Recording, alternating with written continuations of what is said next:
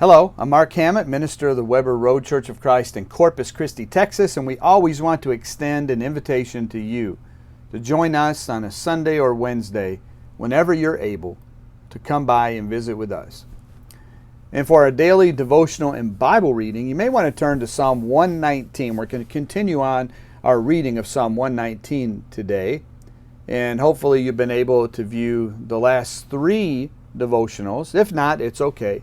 But if you have, it's a continuation of our emphasis on the importance of God's Word in our life. John Jay was a delegate at the First Continental Congress. And at a very young age, Jay was one of the smartest and most respected lawyers in the colonies. You know, you may have never heard of John Jay before, but in the early history of the United States government, Jay was responsible for single-handedly averting a war with England through his diplomacy, at least at first. It seemed that everything Jay touched turned to success. Then, in May 1802, after 28 years of marriage, his wife Sarah became very ill. As her condition became more serious, John and their children gathered at her bedside. When death came, the famous and powerful father and government official felt weak and defeated. With his children by his side, he turned to the Bible for strength, and he began to read 1 Corinthians 15, which concludes with this verse, when the perishable has been clothed with imperishable and the mortal with immortality, then the saying that is written will come true. Death has been swallowed up in victory. Where, O death, is your victory? Where, O death, is your sting? And then he closed the Bible, and with tears in his eyes, he spoke to his children and assured them from God's Word of the promised reunion that all faithful Christians will have with their loved ones that are faithful one day.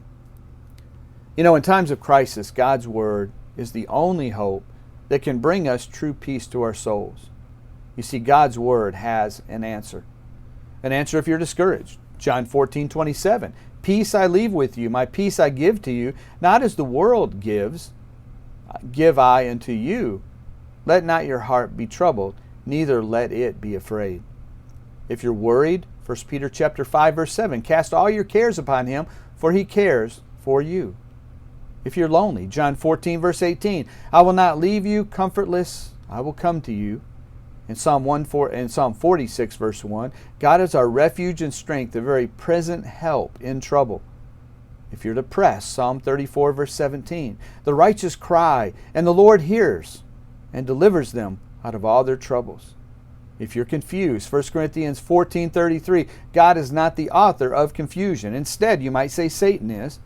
In Psalm 32, verse 8, I will instruct you and teach you in the way that you shall go.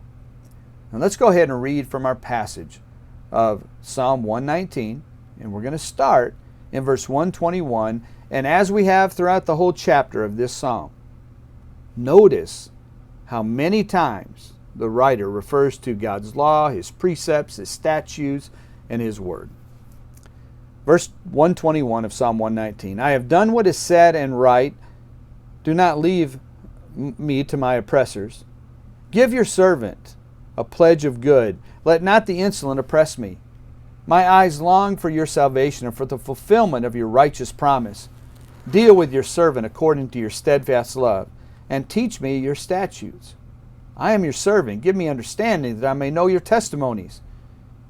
It is time for the Lord to act, for your law has been broken. Therefore, I love your commandments above gold, above fine gold. Therefore, I consider all your precepts to be right. I hate every false way. Your testimonies are wonderful. Therefore, my soul keeps them. The unfolding of your words gives light. It imparts understanding to the simple. I open my mouth and pant because I long for your commandments. Turn to me and be gracious to me, as is your way with those who love your name. Keep steady my steps according to your promise, and let no iniquity get dominion over me. Redeem me from man's oppression, that I may keep your precepts. Make your face shine upon your servant, and teach me your statutes. My eyes shed streams of tears because people do not keep your law.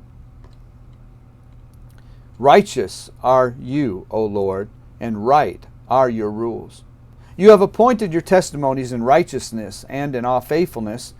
My zeal consumes me, because my foes forget your words. Your promise is well tried, and your servant loves it. I am small and despised, yet I do not forget your precepts. Your righteousness is righteous forever, and your law is true. Trouble and anguish have found me out, but your commandments are my delight. Your testimonies are righteous forever. Give me understanding that I may live. Again, a beautiful passage that describes the importance of God's Word to each one of us. To the writer, to men of all ages, of all times. They had the Old Testament for sure. We not only have that, but we have the New Testament that continues to explain to us our purpose and how God is working in our lives and intends for us to fulfill His purpose. If we can help you in any way here at the Weber Road Church of Christ to obey the Lord, to obey the gospel, for example, then we would love to be able to help you. Just contact us and we'll do everything we can to do so. Very glad that you've joined us for this daily devotional and Bible reading. I hope that you'll join us again. And may the Lord bless you richly as you seek to follow His will.